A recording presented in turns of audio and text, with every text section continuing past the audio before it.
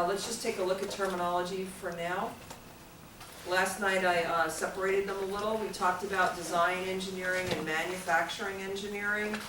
And then we talked about the documentation package, and we talked about plans and specs. They're both a system of visual and written communication describing something that you design.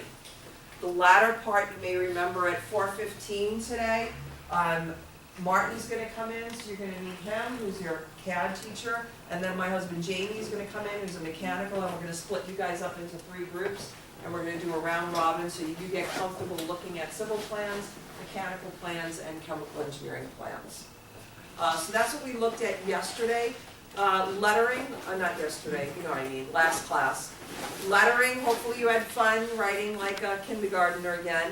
And remember, that's called lettering, and every time you're writing in this class, for me, when you're turning something in, you have to use lettering. No more script, no more scratch, you gotta do lettering. So whenever you're putting your name on something, you gotta do lettering. And the term lettering doesn't just mean letters, it means numbers as well, okay?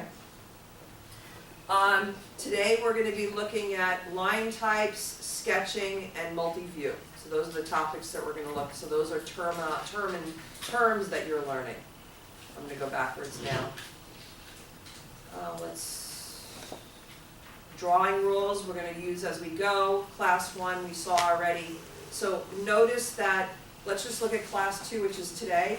The first thing you're going to see for each module is who is the instructor on duty, what is due that day, and it was the lettering homework and the 3D sketching homework, which if we open up class 1, you'll see that the homework was lettering and 3D sketching. And I want to emphasize to you that you really want to read the textbook. I know sometimes textbooks are really boring to read. I understand that.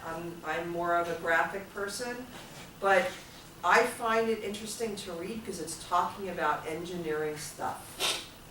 And it's not wordy, there's not a lot of big words. I mean, it's easy reading. So I encourage you to do that because it reinforces the topics that I cover in class. And if you just hear it once, you might not have learned it. But if you hear it, if you read it, you're going to learn more. Okay, so please do that. So I have no way of checking whether you read it or not, and I'm not going to give you quizzes on reading. is that the name of the section and then the section on the book? Yeah, so in this case, the topic is introduction, and the reading is chapter 1. So it's the full chapter. The next topic is lettering, and you're only reading 2 sections in the textbook, section 4.9 and 4.10. That's from chapter 1, right? No, it's from chapter 4. Oh, okay. Good question. Okay. So sketching is covered in chapter 3, and it's covered in chapter 4. So section 3.9 is the 9th section in chapter 3. Right. And this one is really weird because it's the 4th chapter, the 2nd .1 section. So this is a really tiny section. So read it. It's not that intense. It's not intense at all. You know? Okay. All right. And then the homework was lettering and 3D sketching, which was class 2. And then certainly what's due is homework and 3D sketching. So in the 3D sketching, you had to draw a cube or a rectangular box. A cube really implies that it's all equal distances, length, width, and height. So it's a rectangular box. Did you like talk to your group, did you like drawing isometrics better or obliques better? Just mention it to your group. Which ones did you like better?